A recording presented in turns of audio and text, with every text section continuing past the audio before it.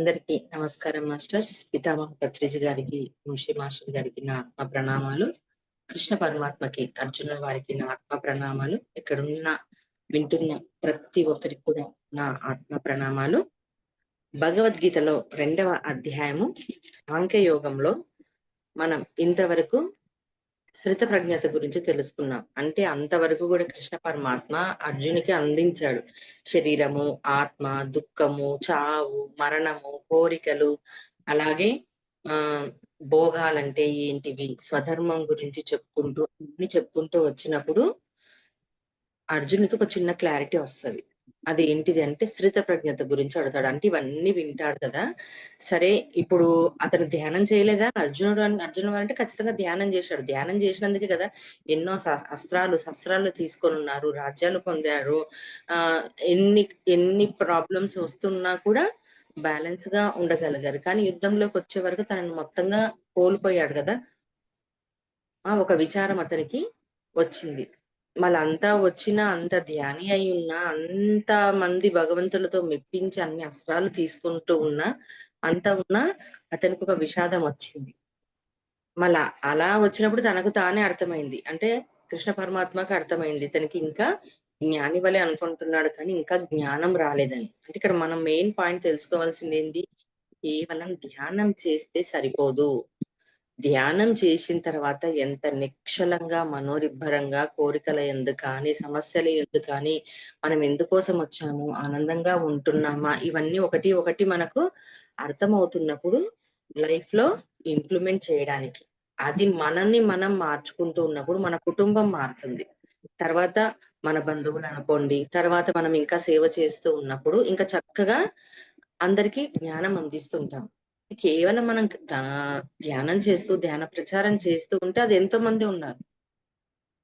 ఎన్నో రకాల మెడిటేషన్స్ ఉన్నాయి. కానీ ఆత్మ అంటే ఏంటిది? పరమాత్మ అంటే ఏంటిది? నువ్వు ఎవరు? నేనెవరు? అందరూ ఎవరు? అన్న జ్ఞానం తెలుసుకోవాలి. తెలుసుకొని జ్ఞానం పొందాలి. అలాంటిదే అర్జునుల వారికి ఆలోచనొచ్చింది. శ్రిత ప్రజ్ఞత. సరే, మళ్ళిప్పుడు తనకు తానే అర్థమైపోయింది. తనకు ఇంబాలెన్స్‌లో ఉన్నారు. ద్వంద్వంలో ఉన్నాడు. స్వర్గమా, నరకమా అని అనుకుంటున్నాడు. కోరికలను త్యజిస్తున్నాడు. అన్నీ త్యజిస్తున్నాడు. అప్పుడేం అడిగాడు కృష్ణ పరమాత్మకి? శ్రిత ప్రజ్ఞుడంటే ఎవరు? అతని లక్షణాలు ఎలా ఉంటాయి? అతడు ఎలా మాట్లాడతాడు? ఎట్లా కూర్చుంటాడు? ఎట్లా నడుచుకుంటారు అని చెప్పని. అప్పుడు కృష్ణ పరమాత్మ 4 విధాలుగా శ్రిత ప్రజ్ఞని లక్షణాలు చెప్పాడు. మళ్ళీ ఇంకా ఇప్పుడు మనం చెప్పుకోబోయేటివంతా కూడా ఇంకా వివరణ ఇస్తున్నాడు. అంటే ఆ ఒక్కటి అడిగిన దానికి ఆ 4 చెప్పుకుంటూ మిగతాదంతా గూడా క్లియర్‌గా ఎక్స్‌ప్లనేషన్ ఇస్తున్నాడు. అంటే అతని లక్షణాలు ఎలా ఉంటాయి? ఎలా నడుచుకుంటాడు? ఎలా ప్రవర్తిస్తాడు? ఎలా జీవిస్తాడు? అంటే ఈ 4 దాని గురించి మాత్రమే ఇవన్నీ చెప్తున్నాడు. ఇప్పుడు 59వ శ్లోకంలో తెలుసుకుందాం. విషయా వినివర్తంతే నిరాహారస్య దేహినః రసవర్జం రసోऽప్యస్య పరం దృష్ట్వా నివర్తతే. ఇంద్రియముల ద్వారా విషయములను గ్రహింప వాని నుండి ఇంద్రియార్థములు మాత్రము వైదొలుగును. కాని వాటిపై ఆసక్తి మిలిగియుండును. శ్రిత ప్రజ్ఞనకు పరమాత్మ సాక్షాత్కారమునైనందున వలన వాని యందు ఆసక్తి కూడా తొలగిపోవును. అంటే ఇక్కడ 2 రకాలుగా చెప్తున్నాడు. ఇంద్రియముల ద్వారా విషయములను గ్రహింపని వాని నుండి ఇంద్రియార్థములు మాత్రమే వైదొలుగును. అంటే ఏంటిది అనంటే మనకేదైనా కావాలి. ఒక కోరిక ఒకటొచ్చింది. ఒకటి కావాలని అనుకున్నాం. అది తీరలే. అంటే కామన్‌గా మనం ధ్యానంలోకి రాకముందు ఎలా ఉన్నాము? ఏదో ఒకటి చూసినప్పుడు కావాలనిపించింది. లేదా ఎవరిదో ఒకటి చూసినప్పుడు మనకు మనసుకు నచ్చింది. లేదా డబ్బు పరంగా గాని, ఇంక ఏదో కోరికల వైపు ఫస్ట్ కోరికలే గదా మనిషికొచ్చేది. ఆరోగ్యం ఉంటేనేమో అబ్బా! ఎందుకొచ్చింది ఆరోగ్యమని గుళ్ళ వైపు పరిగెత్తుతాం. జ్యోతిషుల వైపు పరిగెత్తుతాం. హాస్పిటల్ వైపు పరిగెత్తుతాం. కానీ ఇవి ఏవైతే మోహం అన్న కోరికలు మనకుంటాయి చూడండి. పక్కవారిని చూసుకుంటూ, ఇంట్లో వాళ్ళ గురించి లేదా మనకు మనకే కావాలని కొన్ని ఉంటాయి చూడండి. అప్పుడేం జేస్తాం? నాకది కావాలి, ఇది కావాలని ప్రయత్నిస్తూ ఉంటాం. లేదా పూజల్లో కూడా వ్రతాలు, పూజలు, మొక్కుబడులు చేస్తుంటాం. కానీ కొన్ని జరగవు. జరగనప్పుడు ఏమనుకుంటాము? ఏమో నేను కోరుకున్నాను గానీ నాకు దొరకలేదు. నాకది ప్రాప్తించలేదు. ఏమో నాకు దక్కలేదేమో, దేవుడు నా మీద కనికరించలేదేమో అని సింపుల్ వర్డ్స్‌లో చెప్పుకున్నాం. మళ్ళీ ధ్యానంలోకొచ్చిన తర్వాత ఏమయ్యాయి? కొన్ని జరిగాయి. కొన్ని జరగలేదు. అంటే ఫస్ట్ థాట్ ఏంది? ఫస్ట్ బలంగా ఏంటిది? ఇది కావాలి అని జెప్పి చేసుకున్నాం. ఆ శక్తినంతా దాని మీద బెట్టాం. అదొచ్చేసింది. తర్వాత ఏం జరిగింది? మామూలుగా ఎలా రొటీన్‌లో జీవితంలో ఉన్నామో అలానే ధ్యానంలో కూడా అలానే ఉంటూ ఏదో చేసుకుంటూ ఉంటున్నాం. అంతగా కసి లేదు. ఎక్కడికొచ్చింది ఆ కసి అంటే ఇంక ఆల్రెడీ ఏదో ఒకటి కోరుకున్నాం గదా! దానెంబడొచ్చేసింది. ఇంకా కొన్ని కావాలనుకున్నది పెట్టుకుంటే, అయ్యో! నేనిది పెట్టుకున్నాను గదా! నాకు దొరకలేదు గదా! ఏమో ఇంత చేస్తున్నా ఏం జరగట్లే. ఏముంది కొంచెం ప్రశాంతత ఉందని చెప్పి వదిలిపెట్టిన వాళ్ళు గూడా ఉన్నారు. అలాగే మనం చేస్తున్న ఈ కర్మ ధ్యానంలో కూడా ఇంకా చేస్తున్న వాళ్ళు కొంతమంది రిజల్ట్ పొందిన వాళ్ళున్నారు. ఇంకా తెలుసుకుంటాము, ఇంకా జ్ఞానం పొందాలి. అవును నా లోపల ఇవన్నీ చెడు లక్షణాలున్నాయి అని అనుకుంటే ఇంకా డీప్‌లోకి వెళ్ళిన వాళ్ళు కూడా ఉన్నారు.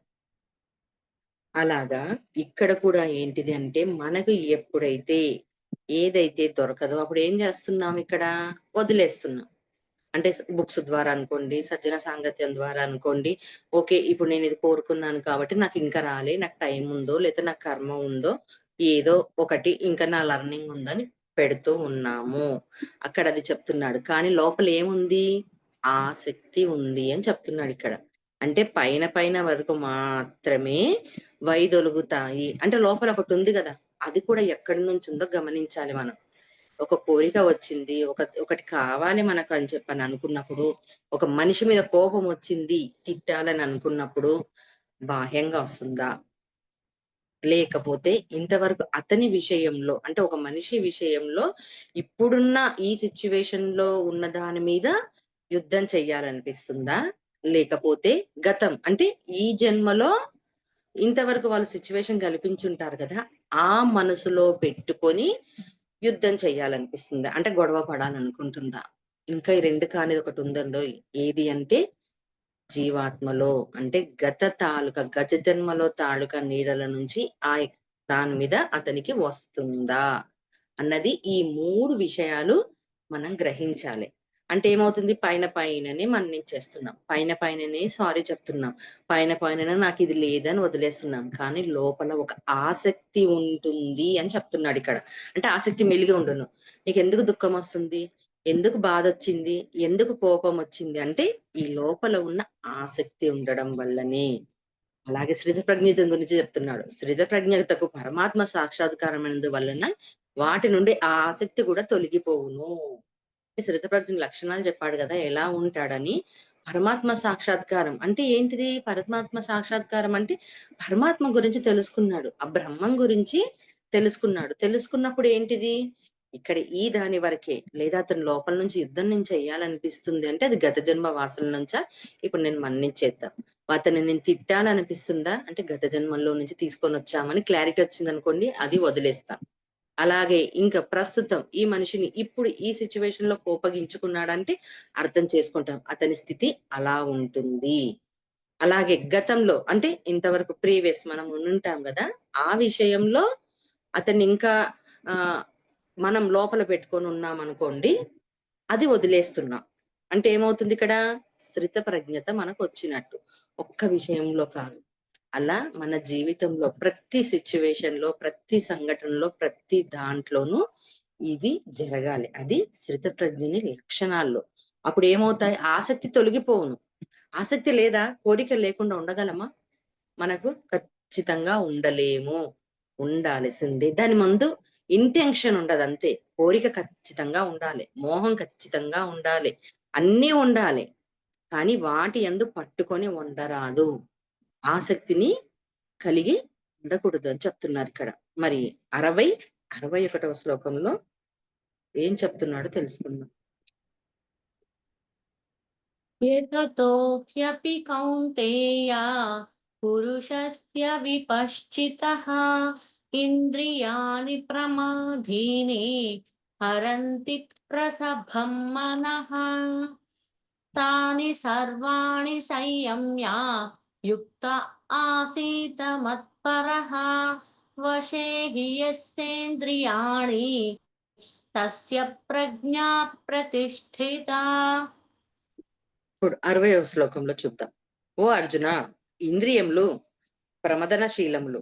మనుష్యుడు వాటిని నిగ్రహించుటకు ఎంతగా ప్రయత్నించినను ఆసక్తి తొలగిపోనంత వరకు అవి అతని మనసును ఇంద్రియార్థముల వైపు బలవంతంగా లాక్కొని పోవుచునే ఉండును. అంటే స్థితప్రజ్ఞితుడి లక్షణాలు మారాలని అనుకున్నప్పుడు ఎలా ఉంటాయి తెలుసుకున్నాక ఎవరికైనా అనిపించదా ఇది నేను మారాలి మార్చుకోవాలని? దాన్ని కూడా క్లారిటీ ఇస్తున్నాడు. ఏంటిది? ఇంద్రియములు ప్రధాన శీలములు. మనుష్యుడు వాటిపై నిగ్రహించుటకు ఎంతగా ప్రయత్నించినను ఆసక్తి తొలగిపోవడం. అంటే ఇప్పుడు ఏమనుకుంటాం, అబ్బో ఇప్పుడు నేను నాన్ వెజ్ నేను అస్సలు తినకూడదు, నేను వెజిటేరియన్ అయ్యి ధ్యానం చేస్తున్నాను, తినొద్దు అని చెప్పని మనం ఇక్కడున్న ఈ ఇంద్రియాలను కట్టుదిట్టం చేస్తున్నాం. డబ్బు వద్దు, కోరికలు వస్తాయి, లేకపోతే ఈ డబ్బు రావడం వల్ల ఇన్ని కర్మలు చేశాను కదా వద్దు, అలా మనకి ఏది కావాలనుకుంటది అనుకున్నప్పుడు ఇక్కడ బాహ్యంగా కట్టుదిట్టం పెట్టుకొని ఉంటే నీకు లోపల ఆసక్తి ఉంది అంటే ఆసక్తి నీకు తొలగిపోనంత వరకు మనసు ఇంద్రియములపై బలవంతంగా లాక్కొని పోవచ్చుండును. అంటే ఏం చేస్తుంది నీ మనసు, నువ్వు ఎంత నీ ఇంద్రియాలను గట్టిగా బంధించుకొని పెట్టుకొని ఉన్నా కూడా ఆ మనసు అలాగనే లాక్కెళ్ళిపోతుంది. అంటే మనసు చేసే పని ఏంటిది? అప్పుడు కూడా వద్దు అంటే చేస్తాను అంటది. దానికేం పని లేదా మనసుకు చెయ్యొద్దు అని చెప్పడానికి? నువ్వు ఆసక్తిని పెంచుకున్నావు కాబట్టి ఆ మనసు నిన్ను లాక్కెళ్తుంది. అదే మనసును నువ్వు ఆధీనంలో ఉంచుకున్నావనుకో, ఇంద్రియంలో ఉంచుకున్నాననుకో, ఇంద్రియ నిగ్రహణంలో ఉన్నావు. అంతరింద్రియంలోను, బాహ్యేంద్రియంలోను రెండిటిలోనూ నిగ్రహంగా ఉంచుకొని దీని ఆసక్తి లేకుండా ఉన్నావనుకో, అది నిన్ను ఇబ్బంది పెట్టదు ఆ మనసు. అందుకనే మనసును మచ్చిక చేసుకోమంటాడు. ఎందుకు నువ్వు మనసు చెప్పింది వింటావు? అంటే నీకింకా ఆసక్తి పోలేదు. చాలా మందికి మనం డ్రీమ్స్‌లలో చాలా ఆన్సర్స్ ఇస్తుంటాం. ఎందుకంటే మీకు ఇంకా లోపల ఇది మిగిలిపోయింది. ఇది క్లియర్ చేసుకోండి. అంటే వచ్చిందే ఆ పని కోసం. పైనకెళ్ళి వచ్చేటప్పుడే, ప్రణాళికలో వచ్చేటప్పుడే ఇది ఉండాలి. ఈ దానెంబడి నేను కోరికను త్యజించాలి. అంటే దీని మీద ఆశ ఉండకూడదు. సరే ఎట్లా డబ్బుకు లెక్కనే మనం పెట్టుకుందాం. లేదా ఒక పొలిటికల్ నాయకుడు గాని పెట్టుకుందాం. లేకపోతే ఇంకొక ధ్యాని గాని పెట్టుకుందాం. ఏదన్నా ఒకటి కావాలని చెప్పని. పెట్టుకుంటూ ఉన్నప్పుడు పైనేమో అగ్రీమెంట్ చేసుకొనొచ్చాం. ఇలా ఉండాలి. కానీ నేను దీన్ని త్యజించాలి. అంటే కోరిక ఏంటిది బలంగా? ఆసక్తి ఏముంది జీవాత్మకు? ఇదే నేను చెయ్యాలని ఉంది. కానీ ఇక్కడ ఏంటిది? ధ్యానివయ్యావు. ప్రాబ్లమ్స్ వచ్చాయి. కానీ ఎక్కడెళ్ళిపోతుంది కోరిక? నీ జీవాత్మలో ఉంది. అలాగే ఆ కోరిక, జీవాత్మలో ఉన్న కోరిక ఇక్కడ తీసుకున్నాం. అంటే ప్రెజెంట్ లైఫ్ సిట్యుయేషన్‌లో ఈ సిట్యుయేషన్ తీసుకుంటున్నాం. అంటే లోపల కావాలి, అంతరంగంలో కావాలి, తర్వాత బాహ్యంగా కూడా కావాలి. అంటే దాన్ని క్లియర్ చేసుకోవాలనే తెచ్చుకున్నప్పుడు ఆ కోరిక అలానే ఉంటుంది ఆసక్తి. దాన్ని నువ్వుగానే త్యజించాలి. అంటే ఆసక్తి ఉంచకూడదు. ఆసక్తి ఉంచకూడదంటే ఇక్కడ ఏం చేయాలి? బాహ్యేంద్రియాల మీద పటుత్వం రావాలి ఎప్పటికైనా. ఎప్పుడైనా బాహ్యేంద్రియాల మీద పటుత్వం వచ్చిందో మనసు ఏం చేస్తుంది? చెప్తున్నాడు కదా ఇక్కడ, బలవంతంగా లాక్కెళ్తది. బలవంతంగా లాక్కెళ్ళినా కూడా మనం అక్కడ ఏం చెయ్యగలగాలి? ఇప్పుడిది అవసరమా? ఇప్పుడిది ఉపయోగమా? దీనివల్ల ఏమైనా లాభముందా? అని మనకు మనమే క్వెషన్ ఏసుకోవాలక్కడ. అంటే మనసు అదే పని చేస్తుంది. అప్పుడు అందుకే ఉపయోగమా? అవసరమా? ఈ 2 పెట్టుకోవాలి. దీనివల్ల ఏమైనా జరుగుతుందా? అని ఎప్పుడైతే మనం పెట్టుకున్నామో మన ఇంద్రియాల మీద ఆధీనంలోకి మనకొచ్చుకుంటుంది. అంటే ఇక్కడ ఏమవుతుంది? నువ్వు కావాలని కోరుకుంటూ ఉన్నా, వద్దనుకుంటున్నా అది లాక్కెళ్తుంది. దాని పని అదే. ఎందుకంటే నీ లోపలుంది కాబట్టి. పేర్చుకొనున్నావు. జన్మ జన్మల నుంచి వాటి పైన పేర్చుకొనున్నావు. ఒకటి అధికారం కావాలని కొంతమందికుంటది. నేను గొప్ప అని జెప్పి కావాలని కొంతమందికుంటది. అది ఎందుకంటే అక్కడి నుంచే నువ్వు తెచ్చుకొనున్నావు. అది తెచ్చుకున్నావు కాబట్టి నువ్వు క్యారీ చేసుకుంటూ ఇక్కడ ఉన్నావు. ఇప్పుడు వద్దు, అయ్యో! నేను ఇంత మారినా ఇది రావట్లేదంటే దాని పని అదే. అంటే నువ్వు మార్చుకోవడానికి తెచ్చుకోవాలి ఒకటి వ్యక్తి అని, ఒక వస్తువు కానీ, ఒక వ్యక్తిని అంటే వాడు అలానే ఉంటాడు. ఆ కోరిక అలానే ఉంటది. దాన్ని నువ్వే కదా మలుచుకోవలసింది. అందుకే తీసుకెళ్తుంది, లాక్కొని పోతూనే ఉంటుందని అంటున్నాడు మన 61వ శ్లోకంలో. కనుక సాధకుడు ఆ ఇంద్రియములను అన్నిటినీ వశమునందు ఉంచుకొని సమహిత చిత్తుడై, అంటే చిత్తము పరమాత్మ యందు లగ్నం చేసిన వాడై, మతత్పరాయణుడై ధ్యానమునందు కూర్చున్నవలను. ఏలనన ఇంద్రియములను వశమునందు ఉంచుకొని వాని బుద్ధి స్థిరంగా ఉండును. అంటే ప్రాక్టీస్ చేయమంటున్నాడు ఇక్కడ. ఇప్పుడు ఇందాక అంతా మనం చెప్పుకున్నాం కదా, ఇవి చెయ్యాలి. అంటే ఇప్పుడు నాకు కోపం ఉంది, నేను కోపాన్ని కంట్రోల్ చేసుకోవాలి. కోపాన్ని ఎవరు తెప్పిస్తున్నారు? ఇంట్లో భర్త తెప్పిస్తారు, లేదా పిల్లలు తెప్పిస్తారు, లేదా బయట సిచ్యువేషన్లు తెప్పిస్తాయి. డబ్బు కావాలి, డబ్బు కావాలి, ఆర్థిక సమస్య వచ్చింది, అప్పుడేంది కావాలి, అప్పుడు ఏం చేస్తుంది? ఈ బాహ్యంలో చూసినంతసేపు బాధ, దుఃఖము, టెన్షన్, ఎమోషన్స్ వస్తుంటాయి. అప్పుడు ఏం చేయమంటున్నాడు? ఇంద్రియాలను వశముంచుకో. అంటే ఏంటిది? ఏ ఇంద్రియాలు? ఒక్క ఇంద్రియం ఒకటి సరిగ్గా, అన్ని ఇంద్రియాలు, కండ్లు, చెవు, ముక్కు, నోరు, శరీరము, స్పర్శ అన్నిటినీ వశముంచుకో. వశమునుంచుకొని సంహిత చిత్తుడవై, అంటే ఏంటిది? పరమాత్మ యందు లగ్నం చేసుకో. అందుకే ఒక మాట చెప్తాం ఇప్పటికి కూడా, కాలం మనది కాలన్నప్పుడు కాలానికి వదిలేసి ధ్యానం చేసుకో. అంటే కాలానికి సరెండర్ అవ్వాలి. అంటే ఇప్పుడు మనకు కాలం సరిపోలేదు, సరికాని కాలంలో ఉన్నాం, అప్పుడు సరైన కాలంలో చేసుకోవాలి. సరైన కాలంలో చేసుకోవాలంటే ఏం చెయ్యాలి? ఏముంది? కళ్ళు తెరుస్తుంటే ఇదే కనిపిస్తది, ఈ సినిమానే కనిపిస్తుంటది. అప్పుడు ఏం చేయాలి? ఆ సినిమాను మూసేయాలంటే కళ్ళు మూసేసుకోవాలి. కళ్ళు మూసేసుకొని ధ్యానంలో కూర్చోవాలి. మళ్ళీ అర్జునుడు వారు చేయలేదా? ఎంతో ధ్యాని కదా, ఎంతో మంది భగవంతుల్లో ఆయనకు వచ్చి జ్ఞానం అందించారు. ఎప్పుడు? అరణ్యవాసం, అజ్ఞాతవాసంలో. ఎక్కడ పోయింది? మళ్ళీ ఇంతగా మనం కూడా వింటున్నాం కదా, వా అర్జునుల వారిలాగానే మనం కూడా వింటున్నాం. ఎక్కడ పోయింది బుద్ధి? అంటే మనసు కోరికల పైనే ఉంది, ఆసక్తి ఇంకా దాని మీదనే ఉంది. నేను కావాలి, నేను ఒక గొప్ప మాస్టర్ని కావాలి, లేదా నేను మినిస్టర్ని కావాలి, లేదా నాకు ఈ భోగాలు కావాలి. నేను అంటే ఈ నేను, నాది అని చెప్పని అర్జునుల వారికి వచ్చింది కదా, మనకు కూడా సేమ్. మళ్ళీ ఇంత తెలుసుకున్నా ఎందుకు రావట్లే? మొత్తంగా ఎందుకు పోవట్లే? అంటే ఓ 10 దాంట్లలో 5 పోతున్నాయి, 5 పోవట్లే. అంటే అది ఏంటి అంటే ఇక్కడ దృష్టి దాని మీద పెట్టలేదు. అంటే ఆసక్తి ఉంది, నాకు ఇది ఉంది అన్నది కూడా దాని మీద చిత్తం పెట్టలేదు. పెట్టలేదు కాబట్టి నీకు అక్కడికి వెళ్తుంది. అందుకనే ధ్యానంలో కూర్చుని ఉండడం వల్ల ఇంద్రియములను వశం నందించుకుని వాని బుద్ధి స్థిరంగా ఉండును. అంటే ఎప్పుడైతే ఇంద్రియంలో కూర్చున్నామంటే అన్నిటిని మూసేశాం, శరీరాన్ని మూసేశాం, కంప్లీట్ గా కట్టడి చేసేశాం, మనసును కట్టడి చేశాం, ఆలోచనలు కట్టడి చేశాం. ఎప్పుడైతే ఈ ఆలోచనలు ఇవన్నీ కట్టడి చేస్తావో ఏమవుతుంది? బుద్ధి సరిగ్గా ఉంటుంది. ఎక్కడి నుంచి వస్తుంది ఈ బుద్ధిని స్థిరంగా ఉండడానికంటే? పరమాత్మ.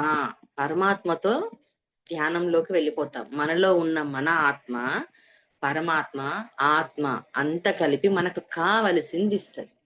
అందుకు ప్రశాంతంగా ఉంటది. చంచలమైన బుద్ధి, మనసు లేనప్పుడు ప్రశాంతత ఎందుకు వస్తదంటే, ఒక క్లారిటీ ఇస్తది. కాస్త ఆగు, ఉండు అని చెప్పని. లేచిన తర్వాత మళ్ళా అదే ఉన్నావా అంటే, ఇంకా నీ మనసు బ్యాలెన్సింగ్ లో లేదు. అంటే అటే పరిగెత్తుతావు. కాబట్టి ఏ సిచ్యువేషన్ వచ్చినా, ఇవి వచ్చినా మనకు దాని వైపే వెళ్తుంది. బాధొచ్చిందా, ఆ బాధ వైపే నీకెళ్తుంది ఆసక్తి. దుఃఖం వచ్చిందా, ఆ సమస్య వైపే వెళ్తుంది. అంటే నీ స్థిరంగా ఉందా నీ బుద్ధి అంటే? స్థిరంగా లేదు. కాబట్టి బుద్ధిని స్థిరంగా ఉంచుకోమని చెప్తున్నాడు. మరి 62, 63వ శ్లోకం తెలుసుకుందాం. ध्यायतो विषयान् पुंसः सङ्गस्तेषुपजायते सङ्गात् सञ्जायते कामः कामात् क्रोधोऽभिजायते क्रोधात् भवति सम्मोहः सम्मोहात् स्मृतिविभ्रमः स्मृतिभ्रंशात् बुद्धिनाशः बुद्धिनाशात् प्रणश्यति 62వ శ్లోకం. విషయ చింతన చేయు పురుషునకు ఆ విషయములందు ఆసక్తి ఏర్పడును. ఆసక్తి వలన ఆ విషయములు పొందుటకే కోరికలు వచ్చును. ఆ కోరికలు తీరనప్పుడు క్రోధం వచ్చును. ఎందుకు వస్తున్నాయి క్రోధం? స్థితప్రజ్ఞుడిగా కావాలనుకుంటున్నాను, ఆ లక్షణాలు అడుగుతున్నాను, తయారవ్వాలనుకుంటున్నాను. మళ్ళా అయ్యే సమయంలో ఇవన్నీ వస్తాయి. ఏ విషయంలో వస్తాయి అంటే, విషయ చింతన చెయ్యి పురుషునకు ఆ విషయంలందు ఆసక్తి ఏర్పడును. అంటే ఆ విషయం గురించే ఎప్పుడు ఆలోచించుకుంటూ ఉంటాడు. ఒక వస్తువు మీద ఒక కోరిక. అంటే ఎప్పుడు ఆలోచిస్తూ, ఆలోచిస్తూ అదే ఇంటెన్షన్‌లో పెట్టారనుకోండి, అది కోరికగా అయిపోతుంది. అంటే ఇది నాకు కావాలి. నిద్రలోకెళ్ళి లేపి అడిగినా గూడా అదే జెప్తాడు. కలలో గూడా అదే కలగంటూ ఉంటాడు. బాహ్యంగా అలానే ఉంటాడు. అంతరంగంలోను అలాగే ఉంటాడు. మొత్తంగా అలానే ఉంటూ, ఉంటూ ఏమవుతుందంటే కోరికగా మార్చుకుంటాడు. అందుకనే ఎన్నో సార్లు మనకు వంశీ సార్ ఒకటిచ్చాడు. 3 సార్లు కోరుకో కోరికని. ఇప్పుడు నీకొకటి కావాలి. 3 సార్లు కోరుకో. అది నీకు దక్కలేదా, దాని మీద ఆసక్తి వదిలేయి. అది ఎప్పుడైతే నీకొచ్చిందా, ఓకే. ఆ రోజు నేను కోరుకున్నాను కదా! ఇప్పుడొచ్చిందా అని దాన్ని ఇష్టంగా తీసుకోమని చెప్తాడు. అందుకే 3 సార్లు ప్రయత్నం చేయమంటాడు. 3 సార్లకు మించి చేశావా, అది నీకు లోపలికి కోరికగా మారిపోతుంది. ఎప్పుడైతే నీకు ఆ కోరిక తీరలేదనుకో, క్రోధంగా మారుతుంది. అంతేగా? లోపల నాకిది కావాలి, కావాలి, కావాలి అని చెప్పని దాని మీద ఆసక్తి పెంచుకున్నాం. ఆ వస్తువు దొరకలేదు నీకు కావలసుకున్నది. అప్పుడు కోపమొస్తుంది. దొరకదు. ఆ కోపం ఏం జేస్తాము? ఎదుటివాడి మీద ప్రదర్శిస్తాం. ఎదుటివాడి మీద ప్రదర్శించినప్పుడు ఎదుటోడు ఊరుకుంటాడా? ఊకోడుగా. యుద్ధం జరుగుతుంది. కాబట్టి 3 సార్లు కోరికను కోరుదాం. అది దొరకలేదా? ఇప్పుడు నాకిది అవసరం లేదు. మళ్ళా అలాగని కోరికను వదిలేయడం కాదు. ఇప్పుడు నాకు ఈ కోరిక అవసరం లేదు. ఇప్పుడు నేను ఏదైతే కోరుకున్నానో ఇది నాకు అవసరం లేదు. నాకు అవసరమైనప్పుడు నా దగ్గరికొస్తుంది అని దాన్ని కాలానికి వదిలేయాలి. అది 6 నెలలకొస్తది. వచ్చినప్పుడు ఓకే. ఇప్పుడు నేను అర్హత సాధించానా? ఇప్పుడు నేను తీసుకుంటున్నాను. ఓకే అని అనుకోండి. అప్పుడు ఎంత తృప్తుంటది? అప్పుడు ఏం చేస్తాం తెలుసా? అబ్బా! 6 నెలల కిందట కారు గావాలనుకుంటే 6 ఏండ్లకొచ్చింది అంటాం. అంటే నీకెక్కడ తృప్తుంది? అంటే అసంతృప్తే ఉంది. నీకింకేం నేర్చుకున్నట్టు? ఏమి నేర్చుకోనట్టు. మరి 63వ శ్లోకం. అట్టి క్రోధం వలన వ్యామోహం కలుగును. దాని ప్రభావమున స్మృతి చిన్నాభిన్నమగును. స్మృతి భ్రష్టమైనందున బుద్ధి అనగా జ్ఞానశక్తి నశించును. బుద్ధి నాశనం వలన మనుషుడు తన స్థితి నుండి పతనమవుతాడు. అంటే ఎప్పుడైతే దీన్ని నువ్వు బ్యాలెన్స్‌గా ఉంచుకోకపోతే, క్రోధంగా మారినప్పుడు ఏం జరుగుతుంది అనంటే, ఆ క్రోధం వల్ల వ్యామోహం మారును. అలా ఆ వ్యామోహం వల్లనే గదా! ఇది నాకు కావాలి. ఎట్లాగైనా సరే నేను సాధించాలి దీన్ని. అన్నప్పుడే గదా! కొట్టడం చూస్తున్నాం ఎన్నో బయట మనం. దొంగతనాలు చేయడము, కొట్టడము, చంపడము, కామం కోసము పెద్ద, చిన్న తేడా లేకుండా కోరికలు తీర్చుకోవడము, హింసించడము ఇవన్నీ ఎందుకు జరుగుతున్నాయి? అంటే వ్యామోహంలోకొచ్చేసింది. అంటే క్రోధం కాస్త వ్యామోహంగా మారింది. అంటే అతని ఆలోచన ఏంటిది? క్రోధం. అంటే క్రోధంలో నుంచి వ్యామోహం. ఎలాగైనా సరే నేను దీన్ని సాధించాలి. అప్పుడేం జరిగింది? స్మృతి చిన్నాభిన్నమైంది. అంటే తన ఆలోచన ఏంటిది? అసలిప్పుడు తనని తాను కోల్పోతాడు. ఇప్పుడు నేను చేసింది కరెక్టా? లేదా అన్న విచక్షణ కూడా ఉండదు. అంటే జ్ఞాన శక్తి నశించును. అంటే బుద్ధి ఏ రకంగా గూడా పనిచేయదు. అంటే ఆ కనీస ఇంగిత జ్ఞానం అంటాం చూడండి. అది కూడా పోతుంది. దానివల్ల బుద్ధి నాశనం వల్ల మనుషుడు తన స్థితి నుండి పతనం అవుతాడు.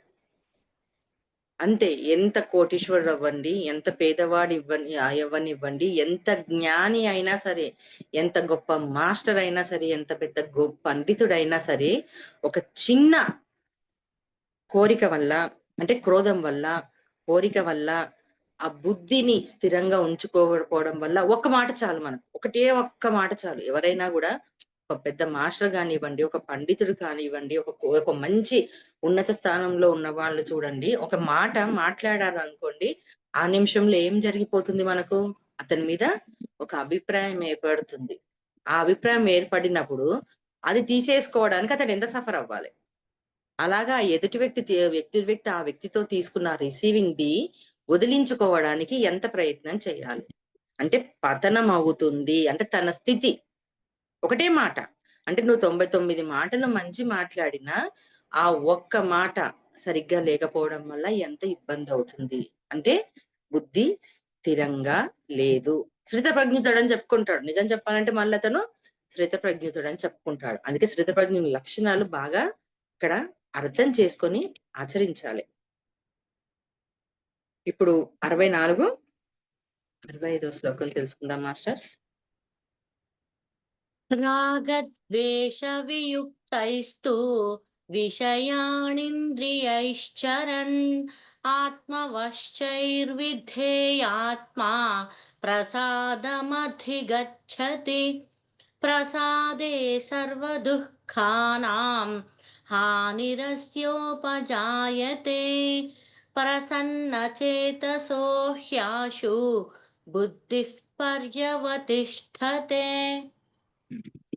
ఇప్పుడు 64 శ్లోకంలో అంతఃకరణంను వశమునందు ఉంచుకుని సాధకుడు రాగద్వేష రహితుడై ఇంద్రియముల ద్వారా విషయములను గ్రహించుచు మనశ్శాంతిని పొందుతుడు. అంటే ఇంతవరకు ఏం చెప్పాడు? మొత్తంగా ఇలాంటి వాడు కామము, మోహము ఇవన్నీ వస్తాయి, స్థితిని మర్చిపోతాడు, బుద్ధి పని చేయకుండా పోతుంది అని చెప్పాడు. అంటే శ్రితప్రజ్ఞత లేని లక్షణాలు. మళ్ళీ శ్రితప్రజ్ఞతుడు ఉన్న లక్షణాలు ఎలా ఉంటాడు అంటే అంతఃకరణంను వశము కొనిన సాధకుడు రాగద్వేష రహితుడై ఇంద్రియముల ద్వారా విషయములను గ్రహించుచు. అంటే ఏంటిది? అంతఃకరణం వశం ఉంచుకుంటున్నాడు. అంటే ఇక్కడ ఏంటిది? తనకు కోరికలు వచ్చాయి, ఇందాక మనం చెప్పుకున్నాం, 3 సార్లు అడుగుతాం, రాలేదు అంటే ఇప్పుడు ఏంటిది? బ్యాలెన్స్ చేసుకుంటున్నాం. ఇప్పుడు నాకు ఇంకా నేను ఎలిజిబిలిటీ కాలేదు, ఇది నాకు ఇప్పుడు అవసరం లేదు కాబట్టి నా దగ్గరికి ఇది రావట్లేదు అని చెప్పని అంతఃకరణాన్ని వశం ఉంచుకుంటున్నాం. అంటే ఏంటిది?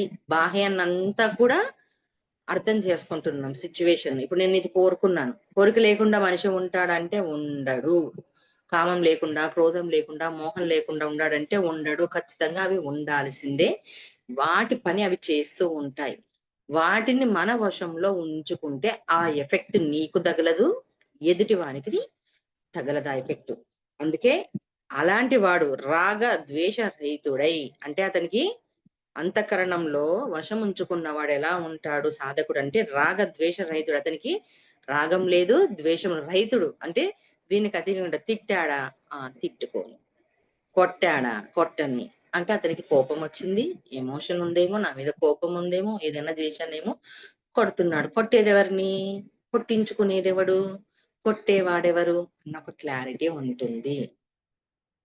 కాబట్టి అతనికి ఏ విధమైన రాగద్వేషము ఉండదు. ఇంద్రియముల ద్వారా విషయములను గ్రహించుచున్నను మనశ్శాంతిని పొందుతుడు. అంటే ఇంద్రియాలు ఇప్పుడు చూస్తున్నాడు, ఆ మనిషి తత్వాన్ని చూస్తూ ఉన్నాడు, అతడు ఏ స్థితిలో ఉన్నాడో చూస్తున్నాడు. అది ఎక్కడి నుంచి వస్తుంది? గత జన్మల్లో నుంచి వస్తుందా, గతంలో నుంచి వస్తుందా, ఎదుటివాడు చెప్పిన దాని వల్ల వస్తుందా, దాని వల్ల వస్తుందని గ్రహిస్తాడు. గ్రహిస్తూ మనశ్శాంతిని పొందుతాడు. అంటే హ్యాపీగా కూల్గా ఉంటాడు. కూల్ బేబీ కూల్గా అన్నట్టుగా మనశ్శాంతిగా ఉంటాడు. అందుకే సార్ చెప్తాడు చూడండి, 3 సార్లు ఉపేక్షించు, యుద్ధం చెయ్యి, మన్నించు అని చెప్పని. అంటే ఏంటిది? 3 సార్లు చూశాం, తర్వాత అనేశాం, అంటే లోపల ఒకటి ఉంది మనకు, అది కూడా బయటికి కక్కేశాం, తర్వాత ప్రశాంతంగా ఉన్నాం. ఎదుటివాడు ఎలా ఉంటాడు మనకు? వాడు పిచ్చివాడిలా కనిపిస్తాడు, మనం పిచ్చివాళ్ళగా కనిపిస్తాం వాళ్ళకి. ఈడేంది అది ఇది అని చెప్తాడు, గొడవ పెట్టుకుంటాడు, మళ్ళీ ఏంది అయ్యో పట్టు నా అమ్మ నా బంగారం అని వస్తాడు చూడండి, అలా ఉంటాడు. ఇంకా అది కూడా దాటిన స్థితి చెప్తున్నాడు ఇక్కడ. అంటే అన్ని అర్థమైపోయి శ్రిత ప్రజ్ఞతతో ఉంటాడు. అంటే భగవంతుడు ఎలా ఉంటాడు, ఆ పరమాత్మ అలాంటి స్థితికి ఉంటాడు అని చెప్తున్నాడు ఇక్కడ.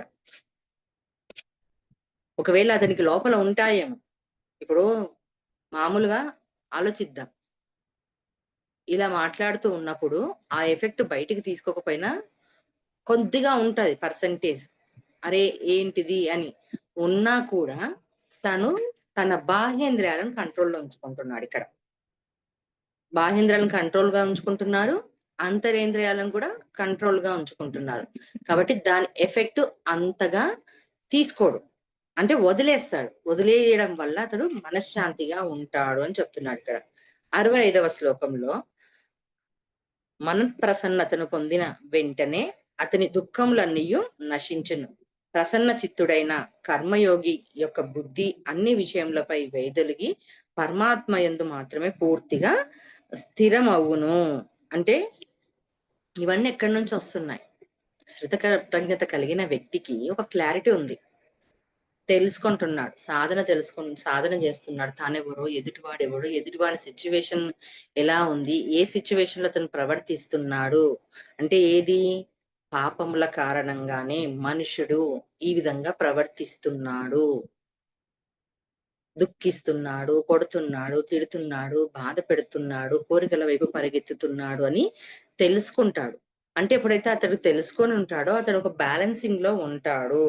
కాబట్టి అతని బ్యాలెన్సింగ్ గా ఉన్నప్పుడు ఏమవుతుంది? అంతఃకరణం శుద్ధి అవుతుంది. అంటే తెలుసుకున్నాడు, తెలుసుకున్న దాన్ని ఆచరిస్తున్నాడు, ఆచరించిన దాన్ని ఏం చేస్తున్నాడు? ఇంప్లిమెంట్ చేస్తున్నాడు మొత్తంగా. అంటే ఎదుటివాడు యాక్షన్ ఇచ్చినా రియాక్షన్ అవ్వకుండా ఉంటున్నాడు. అందుకే అన్ని దుఃఖములు నశించును, ఏ దుఃఖాలు ఉండవు. అలాగే ప్రసన్న చిత్తుడై కర్మయోగ యోగి యొక్క బుద్ధి అన్ని విషయంలో నుండి వైదొలుగుతుంది. అంటే ఈ విషయాల గురించి పట్టించుకోడు. నిజం చెప్పాలంటే మాస్టర్స్, ఇది కరెక్ట్. ఒక మాట తిడుతున్నారు అని అంటే తీసుకుంటే నీ మనసుకి ఇబ్బంది పడుతుంది. తిట్టేది ఈ శరీరాన్ని కాదు, గుణాన్ని, అతని వ్యక్తిత్వాన్ని, ఇలాంటి వాడు అలాంటి వాడు అని చెప్పని. అలాగే దీనికి ఏమైనా పోతాయా లోపలికి అంటే ఆత్మకి ఏమీ ఉండవు కదా, ఎలాంటి వికారాలు ఏమీ ఉండవు. ఏ బాధ, దుఃఖము, చావు, మరణము ఇవన్నీ ఏమీ ఉండదు దానికి. మన జీవుడికి కూడా ఉంటాయా? శరీరానికి కూడా ఇవన్నీ ఏమీ ఉండవు. దేనికి ఉంటుందంటే కేవలం మనస్సుకి. అంటే మనసు అన్న మాయలో మనం ఉన్నాం కాబట్టి ఈ మనసే మనని ఇవన్నిటిని ఆడిస్తుంది. మళ్ళీ ఈ మనసు వచ్చింది ఎందుకు అంటే ఆట ఆడి జ్ఞానం పొందడానికి, అనుభవం పొందడానికి. కాబట్టి ఈ మనసు ఉంటుంది. మరి ఈ మనసును కట్టడి చేయలేమా? ఈ మనసును వశపరుచుకోలేమా అంటే వశపరుచుకోవచ్చు. బుద్ధిని ఉపయోగించి స్థిరంగా ఉన్నప్పుడు, ఈజీగా అంటే కర్మయోగిగా అయినప్పుడు దాన్ని మనం బ్యాలెన్సింగ్ గా చేసుకోవచ్చు. అతని పనంతా ఎలా ఉంటుంది? పరమాత్మ యందు మాత్రమే పూర్తిగా స్థిరమగును. అంటే పరమాత్మ ఎలా ఉంటాడు? అలా ఉంటాడు. అంటే ఎవరు? నేను పరమాత్మ. పరమాత్మ నుంచి వచ్చింది. పరమాత్మ నాలోనే ఉన్నాడు. ఎదుటివాడు కూడా పరమాత్మే. అతని గుణం అలా చూపిస్తుంది. అతని కర్మ అతనిచే అలాంటి పనులు చేయిస్తుంది అన్న విధంగా ఉంటాడు. అందుకనే మన అంతఃకరణాన్ని ఎప్పుడు కూడా పవిత్రంగా ఉంచుకోవాలి. అప్పుడు మనకు ఎటువంటి బాధ, ఇబ్బంది ఏమీ అనిపించదు. మరి ఇప్పుడు 67వ శ్లోకం తెలుసుకుందాం. నాస్తి బుద్ధిరయుక్తస్య న చాయుక్తస్య భావనా న చాభావయతః శాంతిః అశాంతస్య కుతః సుఖం ఇంద్రియాణాం హి చరతాం యన్మనోను విధీయతే తదస్య హరతి ప్రజ్ఞాం వాయుర్నావమివాంభసి. ఇప్పుడు 66వ శ్లోకం. ఇంద్రియములు, మనస్సు వశమునందు ఉండని వానియందు నిక్షయాత్మక బుద్ధి ఉండదు. అట్టి అయుక్త మనుషుని అంతఃకరణం నందు అస్థిక భావమే కలుగును. తద్భవన హీనుడైన వానికి శాంతి లభింపదు. మనశ్శాంతి లేని వానికి సుఖము ఎట్లు లభించును?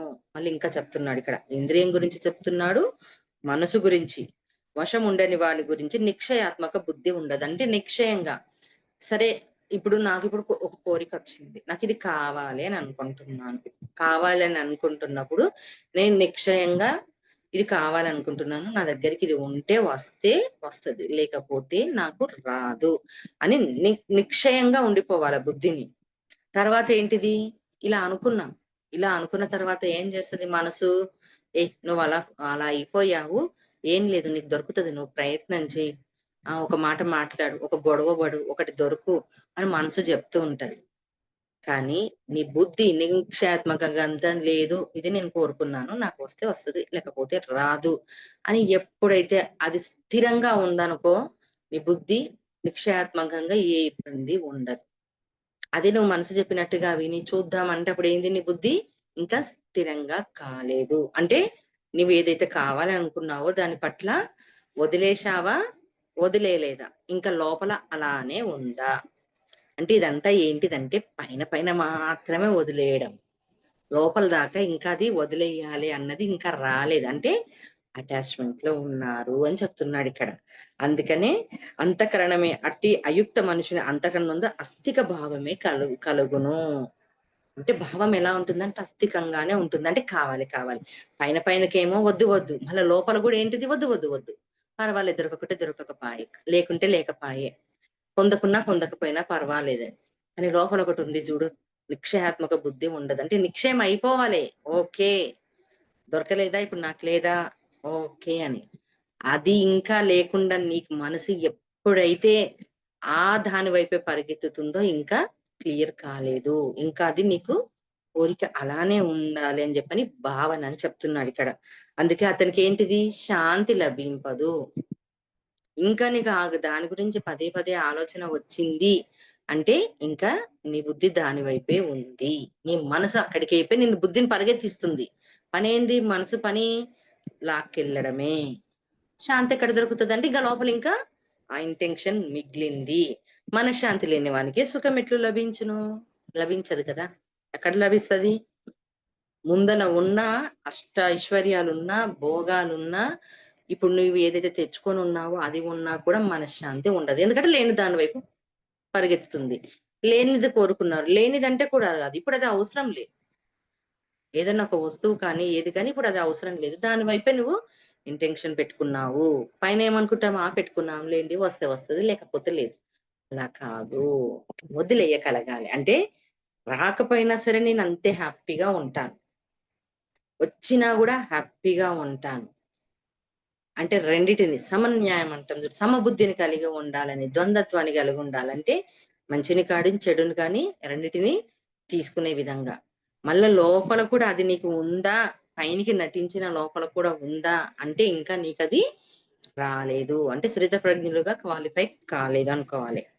అలాగే 67వ శ్లోకంలో, నీటిపై తేలుచు ఉన్న నావను గాలి నెట్టివేయును అట్లే ఇంద్రియార్థముల యందు సంచరించుతూ ఇంద్రియములతో మనస్సును ఏ ఒక్క ఇంద్రియంతో కూడి ఉన్నా ఆ ఒక్క ఇంద్రియమే మనోనిగ్రహం లేని మనుజుని బుద్ధి అనగా విచక్షణ శక్తిని హరించివేను. చాలా ఇంపార్టెంట్ ఇది. ఏంటిది అనంటే నావ వలె తేలుతున్నాడు. నీటిపై తేలుతున్న నావను గాలి నెట్టివేయను. నీటిపైన నావ పోతూ ఉంటుంది. గాలి వస్తే ఏం చేస్తుంది నావ? అటు ఇటు అటు ఇటు పోతూ ఉంటది నావ.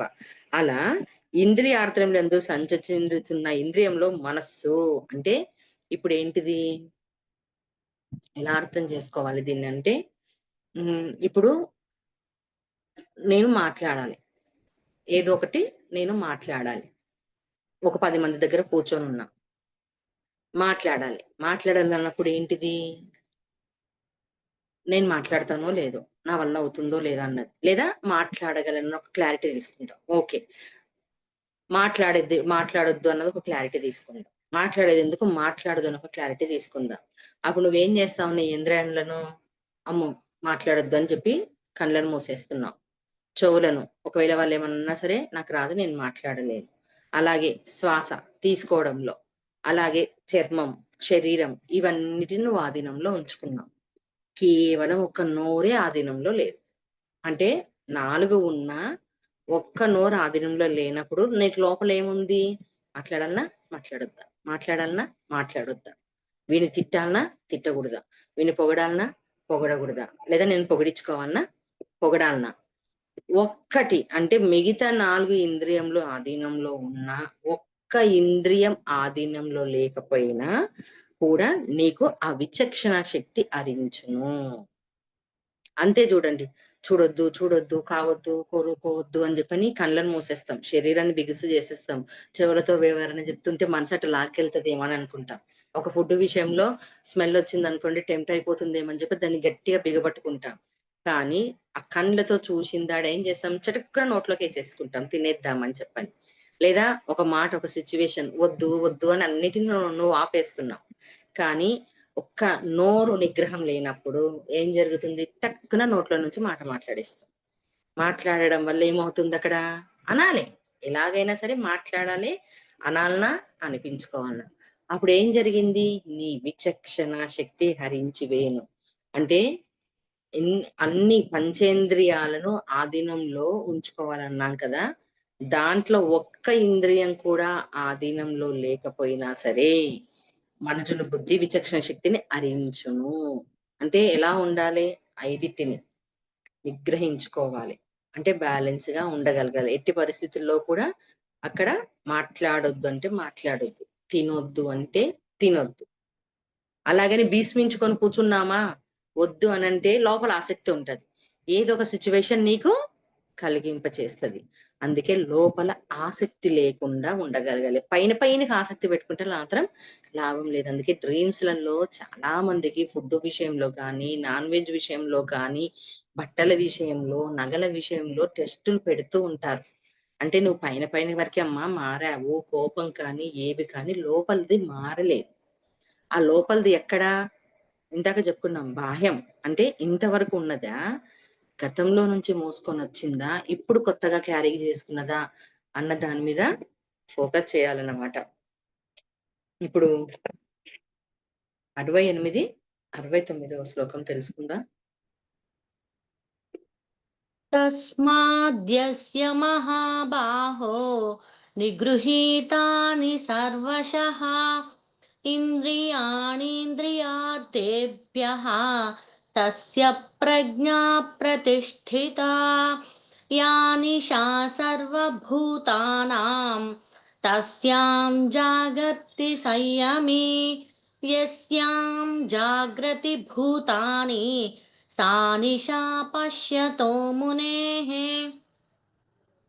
68వ శ్లోకంలో కనుక ఓ అర్జున, ఇంద్రియములను ఇంద్రియార్థముల నుండి అన్ని విధములుగా పూర్తిగా నిగ్రహించిన పురుషుని యొక్క బుద్ధి స్థిరంగా ఉండును అని చెప్తున్నాడు ఇక్కడ. ఏంటిది? అన్నిటిని అంటే ఇంద్రియములను ఇంద్రియ అర్థముల నుండి, అంటే బయట ఇంద్రియాలు లోపల ఇంద్రియాలు. అంటే బయట ఇంద్రియాలను కట్టడి చేసుకొని ఉన్నావు, వద్దు వద్దని.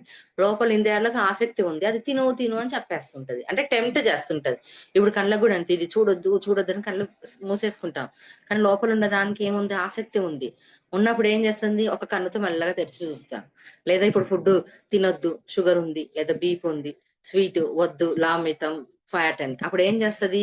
బయట దానికి ఏమో వద్దు వద్దు తినొద్దు తినొద్దు అంటది. లోపలిది ఏం చేస్తుంది? లోపల ఇంద్రియం ఏం కాదు, కొంచెం తిను, హాఫ్ తిను, సగం తినని చెప్తారు చూడండి. అలా అన్నమాట. అందుకే అన్నిటినీ అంటే లోపల బయట రెండిటిలోనూ రాగలగాలి.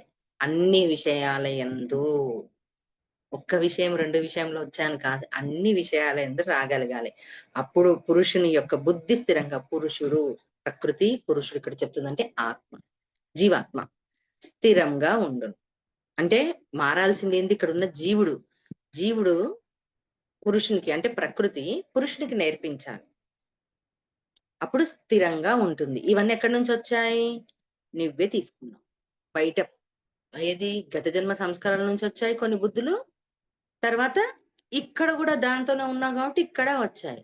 కాబట్టి స్థిరంగా ఉండదు. అందుకే దాని వల్లనే కర్మలన్నవి అవుతాయి. అంటే కొన్ని తెలియకుండానే కర్మలు అవుతాయి అంటారు చూడండి. ఇదే స్థిరంగా లేకపోవడం వల్లనే ఏమనుకుంటాం? మనకి బ్యాడ్ చేసుకొని గొప్పగా, ఓ నేను ధ్యానిని, శాకాహారిని అయ్యాను, నేను మారాను, మార్చుకున్నాను, బాగున్నానని చెప్పుకుంటా. కానీ తీరా వెళ్తే ఎక్కడైనా సిచ్యువేషన్ వచ్చినప్పుడు అయ్యో అనుకుంటాం. అంటే ఏంది? ఇంకా లోపల దాకా వెళ్ళలేదు. అంటే చేయాల్సిన పని ఎవరి డ్యూటీ అంటే మనకే అని చెప్పి అనుకోవాలి. మరి 69వ శ్లోకంలో నిత్య జ్ఞాన స్వరూప పరమానంద ప్రాప్తి యందు శ్రిత ప్రజ్ఞుడైన యోగి మేల్కొని ఉండును. అది ఇతర ప్రాణులన్నిటికీ రాత్రితో సమానం.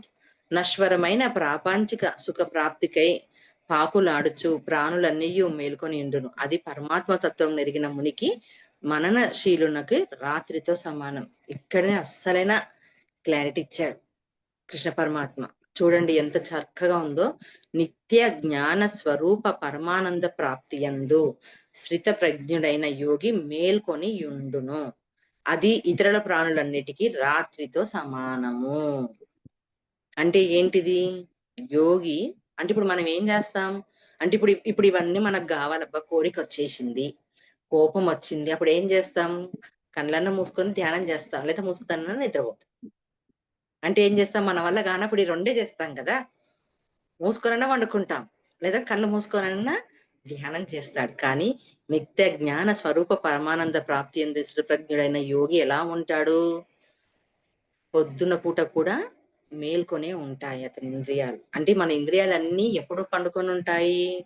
ప్రాణులన్నీ ఇంద్రియాలు ఎప్పుడు పండుకొని ఉంటాయి? రాత్రి పూట పండుకుంటాం. అంటే ఈ ఇంద్రియాలన్నీ ఆఫ్ అయిపోతున్నాయా లేదా? మనం పండుకున్నామంటే ఈ శరీరంలో ఉన్నవన్నీ ఏమన్నా మనకు పనిచేస్తాయా? ఓకే. సెకండ్ కలలు అది వేరు. రాత్రిపూట అయిందంటే సర్వ ప్రాణులందరూ ఏం చేస్తారు? నిద్రపోతారు. కానీ యోగి మేల్కొని ఉంటాడు. ఎప్పుడు మేల్కొని ఉంటాడు? పొద్దున పగటి పూట కూడా మేల్కొనే ఉంటాడు. అంటే అన్నిటిని ఆధీనంలో ఉంచుకుంటాడు. అంతే కదా! మనకు కానప్పుడు అంతే ముసుగుతోనన్నా పండుకుంటాం, ధ్యానమన్నా చేస్తాం, కళ్ళు మూసుకొనన్నా బాధపడతాం. కానీ యోగి అయినవాడు ఇలా ఉంటాడు. మేల్కొని ఉంటాడు. అంటే నిత్యం ఎరకలో ఉంటాడు. రాత్రి పూట కూడా పూర్తి ఎరకతో ఉంటాడు. అంటే వేటి మీద యందు కూడా అతనికి తనలో ఉన్న ఇంద్రియాలు వేటిని కూడా పని చెయ్యవు. తన ఆధీనంలో తాను ఉంచుకొని ఉంటాడు. అందుకే నశ్వరమైన ప్రాపంచిక సుఖ ప్రాప్తికై పాకులాడుచు ప్రాణులని మేల్కొని ఉండును. అంటే ఏంటివి? ప్రాణులందరూ ఎప్పుడు మేల్కొని ఉంటారంటే నశ్వరమైన ప్రాపంచిక సుఖాలు. అంటే ఈ సుఖాలే కదా! పొద్దున్న లేస్తే ఏం టిఫిన్ చేయాలి? మధ్యాహ్నానికి ఏం తినాలి? ఏం చీర కట్టుకోవాలి? ఏ ఫంక్షన్‌కి వెళ్ళాలి? ఫోటోలు ఎక్కడ దిగాలి? ఎక్కడ నగలెయ్యాలి? ఏమి చూడాలి? ఏమి చేయాలి? ఇవేగా! ఎంత చేస్తూ ఉన్నా దీని వైపు పాకులాడుతున్నామా లేదా? పిల్లలు, భర్త, బయట ఫంక్షను ఎక్కడేం జరుగుతుంది? టీవీలో ఏం జరుగుతుంది? అక్కడ పక్కలోడితో ఏం జరుగుతుంది? వాడేంది? నువ్వు ఎంత చూపినా కూడా దీని మీద ఉంటాడు. సుఖప్రాప్తి ప్రాకులాడుచు ప్రాణులను మేల్కొని ఉండును. అదే పరమాత్మ తత్వం ఎరిగిన మునికి మననశీలునికి రాత్రితో సమానం. అంటే ఆ శీలుడు ఎలా ఉంటాడు? రాత్రిపూట ఏం పని చేయకుండా ఉంటాయి చూడండి, అలా ఉంటాడు అని చెప్తున్నాడు. అంటే అలా అవ్వాలి. స్థితప్రజ్ఞత అంటే మామూలుగా నాకు స్థితప్రజ్ఞత వచ్చిందంటే సరిపోదు. ఇలా ఉండాలని చెప్తున్నాడు ఇక్కడ. ఇలా ఉంటాడు. అంటే అతని లక్షణాలు ఇలా ఉంటాడు. మనమందరమేమో రాత్రిపూట పండుకొని ఉంటాం. అంటే అన్నీ అయిపోయి. కానీ అతడేంటిది పొద్దున పూట కూడా మేల్కొని ఉంటాడు. అతనికి ఎలాంటి సమానం అంటే రాత్రితో సమానం. నిద్రపోయినప్పుడు ఎలా పని చేయకుండా ఉంటాయో పగటి పూట కూడా అలానే ఉంటాడు అని చెప్తున్నాడిక్కడ. మరి 71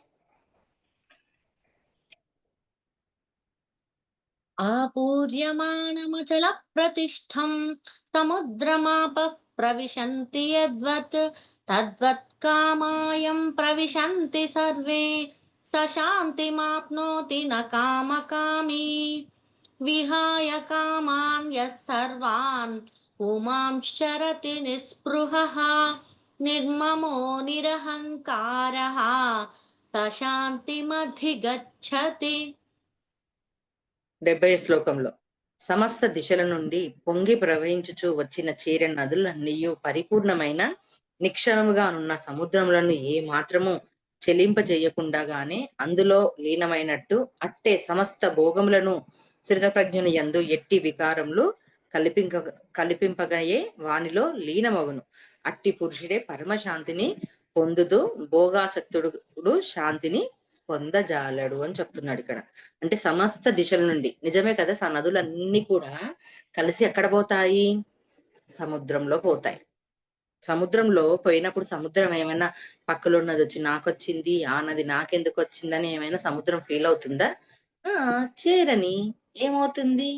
వచ్చి చేరుతున్నాయి అని ఏ రకంగా చెలింపదు. నాది, నీది, ఈ నది ఎందుకు, ఆ నది ఎందుకు, ఆ నది మీద వైరం, ఈ నది మీద వైరం అని చెప్పని ఏమైనా ఉంటుందా? ఏమి ఉండదు కదా. అందుకే సముద్రంతో పోలుస్తున్నాడు ఇక్కడ. చెలిపించదు అందులో లీనమైనట్టు అట్లే సమస్త భోగములను శ్రితప్రజ్ఞుని యందు ఎట్టి వికారములు కలిగింపకనే వానిలో లీనమగును. మళ్ళీ శ్రితప్రజ్ఞుడు అయినప్పుడు భోగాలు ఉండవా? నిజమే, ఇప్పుడు మనకు కావాలి అనుకున్నప్పుడు అవి దొరకవు. కొంతమంది భోగంతోనే వస్తారు, భోగంతోనే ఉంటాడు, కానీ వాటి యందు వాళ్ళకి ఏం అనిపించవు అని చెప్తున్నాడు. ఎట్టి వికారాలు గలగవు. అంటే ఉన్నా ఆసక్తి రహితంగానే ఉంటాడు, లేకపోయినా కూడా ఆసక్తి రహితంగానే ఉంటాడు. అంటే ఉన్నా కూడా వాటి ప్రభావం పనిచేయదు. అట్టి పురుషుడే పరమశాంతిని పొందును. ఎప్పుడు దొరుకుతా? పరమశాంతి, ఉత్తి శాంతి కాదు, పరమశాంతి. అంటే అట్టి పురుషుడు అంటే ఆ ఆత్మ పరశాంతిని పొందుడు. భోగాశక్తుడికి శాంతిని పొందజాలడు. అంటే భోగాశక్తుడు అంటే భోగాలకు ఆసక్తిగా ఉంటాడు, ఉండకపోయినా ఎలాగున్నా సరే శాంతంగా ఉంటాడు. అంతే కదా. డయోజనస్ స్టోరీ చెప్పుకున్నాం అన్నటి వారం మనం.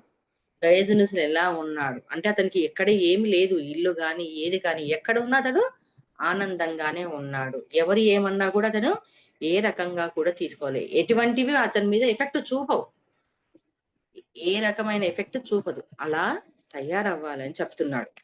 మళ్ళీ 71వ శ్లోకంలో కోరికలన్నిటినీ త్యజించి మమత, అహంకారము, స్పృహరహితుడై చర్చించినట్టి పురుషుడే శాంతిని పొందుతును. అంటే ఏంటిది ఇక్కడ అంటే కోరికలు ఎందు ఆసక్తి ఉండదు, ఉన్నా కూడా దాని ఎందు ఆసక్తి ఉండదు, దాని ఎఫెక్ట్ కనిపించదు. ఇప్పుడు ఏంటిది, ఒక 5 స్టార్ హోటల్లో తినాలి, తీసుకొని వెళ్తాడు, తిన్నాడు, అబ్బా నేను ఈరోజు 5 స్టార్ లో తిన్నాను అని అనుకోడు. ఇంకొక రోజు ఏం చేస్తాడు, హోటల్ కింద టీ షాప్ లో టీ తాగుతాడు. అయ్యో ఏంది నా కర్మ, ఈ రోజు టీ షాప్ దగ్గర ఉండి టీ తాగానా అనుకుంటాడు. ఒకడు ఏం చేస్తాడు, సన్మానం తీసుకొని పోతాడు, చేసుకొని పోయి ఒక పెద్ద సభ పెట్టి ఓ వెండి కిరీటమో బంగారు కిరీటం పెడతారు. అరే నాకు ఇంత పెద్దగా వచ్చిందా అని పొంగిపోడు. ఇంకొకరు ఏం చేస్తాడు, అతని తాత తగ్గట్టుగా ఓ చిన్న టెంట్ వేసి ఓ షీల్డ్ ఇస్తాడు, ఓ షాల్వా కప్పుతాడు, దానికి కూడా పొంగి. అంటే తిట్టినా ఏమనడు, పెట్టినా ఏమనడు, పెట్టకపోయినా ఏమనడు, అనుభవిస్తున్నా అలానే ఉంటాడు, అనుభవించకుండా లేకున్నా కూడా అలానే ఉంటాడు. అంటే ఏది ఎలా ఉంటే అలా స్వీకరించే దిశగా ఉంటాడు. అప్పుడు శాంతి రాకపోతే ఏమొస్తది, పరమశాంతి వస్తుంది, శాంతి కూడా కాదు పరమశాంతి వస్తుంది. అంటే ఎందుకంటే ఆ బ్రహ్మ జ్ఞానం తెలుసుకున్నాడు, ఆ బ్రహ్మత్వం అంటే తెలుసుకున్నాడు కాబట్టి ఇంక ఇవన్నీ ఉండవు, తదించాడు. మమత, అహంకారం ఇవన్నీ ఏమి ఉండవు. కోరికలందరూ ఆసక్తి లేకపోవడం అంటే లేకపోవడం కాదు, దాని మీద ఇంటెన్షన్ ఉండదు. గుర్తుపెట్టుకోండి, మనకు మెయిన్ ఆసక్తి ఉండదంటే ఉండకుండా ఉండడం కాదు, ఇదే కావాలి అన్న ఇంటెన్షన్ ఉండదు. మెయిన్ అదే మనకు కావాల్సింది, నేర్చుకోవాల్సింది మొత్తంలో దీంట్లో ఏంటిదంటే ఆసక్తి ఉండకూడదు. ఆసక్తి ఉందా మనిషి తీసుకెళ్తది, మనసు మనిషిని లాక్కెళ్తది. దీని వల్లనే అశాంతి ఒకటి ఒకటి ఒకటి తయారవుతాయి. ఇక లాస్ట్ ది మాస్టర్స్ 72వ శ్లోకం.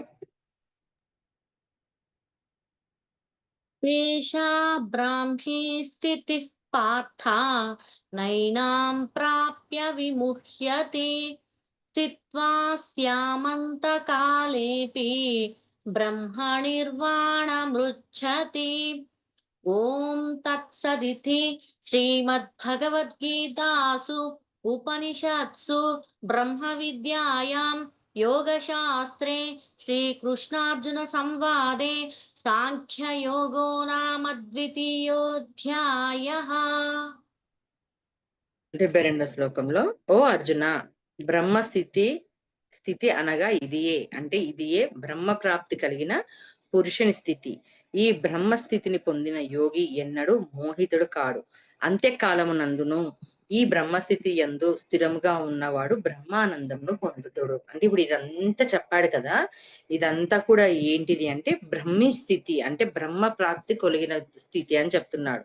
తర్వాత ఈ బ్రహ్మ స్థితిని పొందిన యోగి అంటే ఇది మొత్తంగా తెలుసుకున్న యోగి కూడా ఎప్పుడు కూడా మోహితుడు కాదంటే మోహంలోకి వెళ్ళిపోడు. అలాగే అంత్యకాలం నందు అంటే మొత్తం ఎప్పుడు ఈ జ్ఞానం ఎప్పుడైతే తెలుసుకొని ఉన్నాడో, ఇదంతా తెలుసుకొని ఆచరిస్తున్నాడో ఉన్నాడో, ఎప్పటి నుంచి తెలుసుకున్నప్పటి నుంచి అంతకాలం అంటే మరణం వరకు అతడు స్థిరంగా ఉన్నాడు, బ్రహ్మానందం పొందుదురు అని చెప్తున్నాడు. అంటే తెలుసుకొని ఇప్పుడు వదిలేస్తామంటే కాదు. ఇప్పుడు మనకి ఏమైంది, సబ్జెక్ట్ అంతా తెలుసుకున్నాక ఆ నిజం కదా అనిపిస్తుంది. మళ్ళీ ఈ స్థితి ఎప్పటి వరకు ఉండాలి, అంత్యకాలమునందు. మళ్ళీ ఇంత లాంగ్ పీరియడ్ లో ఎన్నో జరుగుతాయి, ఎన్నో వస్తాయి, ఎన్నో ఆటుపోటులు ఉంటాయి, కానీ ఇలానే ఉండగలగాలి అని చెప్తున్నాడు. అసలు ఇంతకు ఆ బ్రహ్మం అనగా ఏంది, బ్రహ్మానందం అంటే ఏంది? బ్రహ్మం అనగా అంటే బ్రహ్మం గురించి తెలుసుకోవడం. ఏంటిది, ఈశ్వరుడు ఎవరు, సంసారం అనేది ఏది, మాయ అనేది ఏది, వీటికి పరస్పర సంబంధం ఏమిటి, నేనెవరిని, ఎచ్చటి నుండి వచ్చాను, నా కర్తవ్యం ఏమిటి, నేను ఏమి చెయ్యనున్నాడు అని తెలుసుకోవడమే బ్రహ్మ బ్రహ్మ జ్ఞానము. అంటే బ్రహ్మస్థితి అంటే ఎలా, ఎందుకోసం వచ్చారు, బ్రహ్మం అనగా ఏంటంటే ఎవరు అంటే పరమాత్మనే కదా, మనం అతని నుంచే వచ్చాం కదా, అది తెలుసుకోవడం. సంసారం అంటే ఏంటిది, ఎందుకోసం వచ్చాం ఇక్కడికి అంటే మాయ, అంటే జ్ఞానం తెలుసుకోవడానికి, అనుభవం పొందడానికి మనం వచ్చాం. మళ్ళీ వచ్చిన తర్వాత ఎక్కడి నుంచి వచ్చాము? పైలోకాల నుంచి వచ్చాం. ఎక్కడ వాసులం మనం అంటే పైలోక వాసులం. మళ్ళీ నా కర్తవ్యం ఏమిటి అంటే, నేను ఏ పని మీద అయితే వచ్చానో, దేన్నైతే నేర్చుకోవడానికి వచ్చానో అది నా కర్తవ్యము. మళ్ళీ వచ్చిన తర్వాత నేను ఇక్కడ ఏం చేస్తున్నాను, నా కర్తవ్యాన్ని నేను పాటిస్తున్నానా లేదా అంటే ఇవన్నీ తెలుసుకొని ఆచరించేవాడే బ్రహ్మజ్ఞాని. అలాగే బ్రహ్మ ప్రాప్తి అంటే ఇవి ఏవైతే మొత్తంగా తెలుసుకున్న దాన్ని మొత్తంగా ఆచరించడం. ఎప్పటి వరకు? జీవిత కాలం అంతా అంటే తెలుసుకున్న క్షణం నుంచి మొత్తంగా కూడా తెలుసుకుని ఆచరించిన వాడు బ్రహ్మ ప్రాప్తి పొందుతాడు, అంటే యోగి అవుతాడు. అలాంటి వానికి ఎప్పుడు ఏముంటుంది? బ్రహ్మానందం. చనిపోయినాక వస్తుంది ఈ బ్రహ్మానందం? రాదు. జీవించి ఉండగానే ఈ బ్రహ్మం గురించి, బ్రహ్మ ప్రాప్తి, ఆ పరబ్రహ్మ గురించి అర్థమైనప్పుడు ఎప్పుడు కూడా బ్రహ్మానందంలో ఉంటాము. అది మాస్టర్స్ సాంఖ్యయోగంలో కృష్ణ పరమాత్మ అర్జునుల వారికి ఇచ్చింది. Thank you very much.